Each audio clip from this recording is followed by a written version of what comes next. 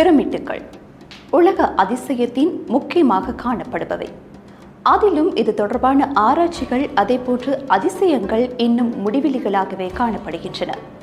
இந்த பிரமிட்டுகள் தொடர்பில் காலத்திற்கு காலம் ஆராய்ச்சிகள் வெளிவருவதுண்டு. அதன் அடிப்படையில் தான் சமீபத்தில் நேச்சர் இதழில் இது தொடர்பான புதிய ஆராய்ச்சி முடிவுகள் வெளியாகி இருக்கின்றன. பண்டைய எகிப்திய கலையால் உருவாக்கப்பட்ட அதிசயங்களில் கிசாவின் பெரிய பிரமிடு சிறப்பான இடத்தை வகிக்கிறது. ஆயிரக்கணக்கான ஆண்டுகளுக்கு முன்பே மனிதர்களின் அறிவும் திறமையும் வெளிப்பட்ட இந்த பிரமிடு உலக வரலாற்றில் மிகப்பெரிய கட்டடக்கலை அதிசயமாக கருதப்படுகின்றது. அதனால்தான் அது ஒரு கட்டுமான சாதனையோடு மட்டுமல்லாமல் மனித புத்திசாலித்தனத்தின் ஆதாரமாகவும் விளங்குகிறது. சமீபத்திய ஆய்வுகள் இப்பிரமிட்டின் கட்டுமானத்தில் பயன்படுத்தப்பட்ட நுட்பங்கள் மேலும் அதிசயமானவையாக இருக்கலாம் என முன்மொழிகின்றன. பிரமிட்டின் அளவுகள் வியப்பை தூண்டும் விதமாகும். சுமார் 23 லட்சம் சுண்ணாம்புக்கல் பாறைகள் கொண்டு உருவாக்கப்பட்ட இந்த பிரமிட்டில் ஒவ்வொரு கல்பாறையும் தனித்துவமான எடையை கொண்டது. சிறிய பாறைகள் 2 தொன்கள் எடையுள்ளன. அதே நேரத்தில் மிக பெரிய கற்கள் 60 தொன்கள் எடைக்கும் மேல் இருக்கின்றன.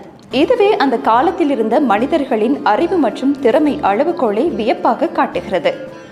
பாரம்பரியமாக எகிப்தியர்கள் கற்களை சரிவு பாதைகள் மற்றும் மனித உழைப்பின் மூலம் மேலே எடுத்திருக்க வேண்டும் என்று நம்பப்பட்டிருந்தாலும் சமீபத்திய ஆய்வுகள் புலி மற்றும் எதிரிடை போன்ற தொழில்நுட்பங்கள் பயன்படுத்தப்பட்டிருக்கலாம் என்று தெரிவிக்கின்றன.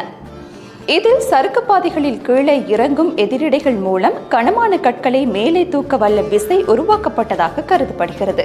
மேலும் பிரமிட்டின் உள்ளே இருக்கும் கிராண்ட் கேலரி மற்றும் ஏறுவரிசை பாதைகள் மக்கள் நடப்பதற்காக அல்ல, எதிரடைகள் நகரும் சறுக்கு பாதைகளாக வடிவமைக்கப்பட்டிருப்பதாக தெரிய வருகிறது. சுவர்களில் காணப்படும் தேய்மானங்கள் இதற்கான சான்றாகவும் காணப்படுகின்றன.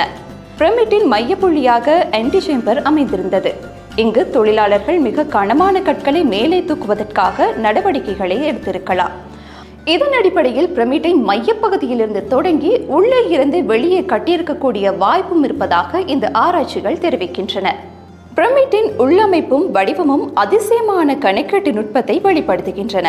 கிராண்ட் கேலரி வழியாக எதிரிடைகள் நகர்ந்தது அறைகள் மற்றும் பாதைகள் மையப்பகுதியில் இல்லாமல் சிறிது விலகி அமைக்கப்பட்டுள்ளன.